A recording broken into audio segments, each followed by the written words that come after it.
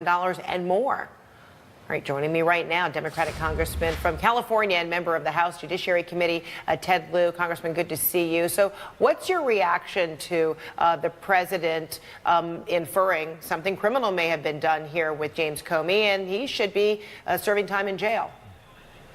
Thank you, Frederica, for your question. I think that's rich with irony. James Comey is a career FBI professional.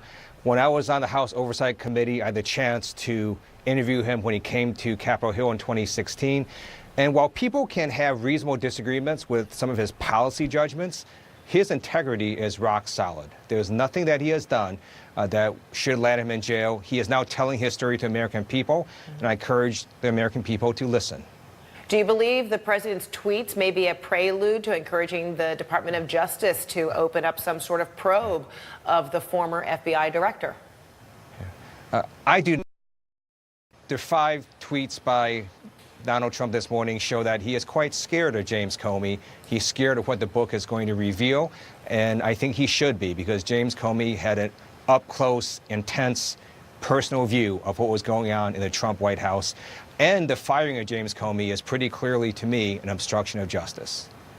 Okay, let's shift gears just a tad. Tomorrow, President Trump's personal lawyer, Michael Cohen, will be in court for a hearing on evidence that was collected during last week's FBI raids. The judge is also ordering Cohen to turn over his client list, which could shed new light on some of his business dealings. The president has made it very clear that's his personal attorney. It's also been reportedly said that Michael Cohen's singular, most important, if not only, client is Donald Trump. So are you convinced, A, that the raids are appropriate, and then B, do you believe that it will reveal something untoward?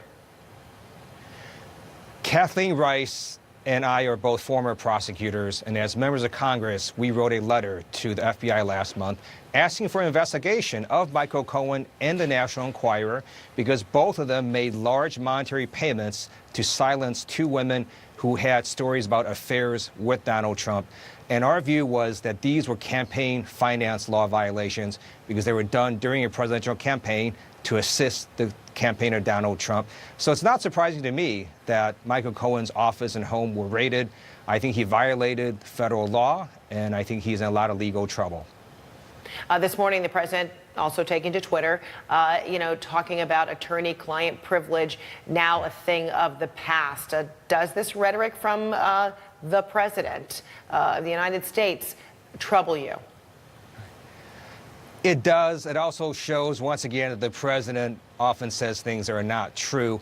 Every law student knows there's a crime-fraud exception to the attorney-client privilege. You cannot use attorney-client privilege as a shield to cover up crimes.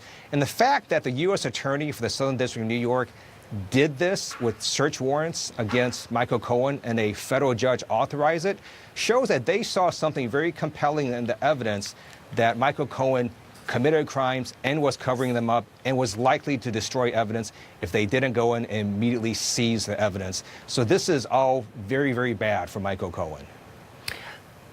Okay, here's another subject, because there are lots in which to tackle. Last week's events also precipitated a greater concern among many of your colleagues in Congress to try and call for protections for the special counsel, Robert Mueller. The Senate introduced bipartisan legislation last week, the House forming a bill as well.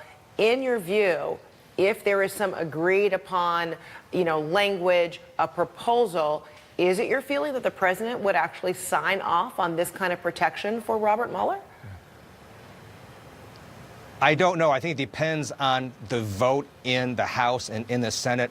I am a co-author of the legislation in the House of Representatives to not only protect Robert Mueller, but also Rod Rosenstein and Jeff Sessions. If any of them were fired, it would be another example of obstruction of justice. And why do you think Congress is even introducing these bills? It's because it's clear to us that the president thinks lawlessly. We're trying to make sure he doesn't act lawlessly. You might be able to put some protections in place for the special counsel, but would you be able to put protections in place for the deputy AG? And clearly the AG has recused himself from the Russia probe, but what kind of protections would you be able to legitimately put in place for the Deputy AG Rosenstein?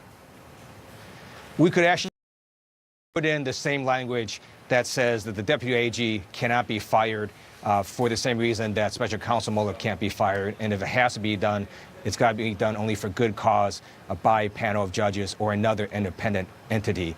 And it's really important to keep in mind that firing Robert Mueller can only be done if the Deputy Attorney General, Rod Rosenstein, was fired. And then Donald Trump would have to stick in someone else who would agree to fire Robert Mueller. And that's exactly what Richard Nixon did. And I'm very sure that the White House understands they don't want to look like Richard Nixon. And trying to get that kind of approval or confirmation would be a tough thing to accomplish. All right, Congressman Ted Lieu, thank you so much.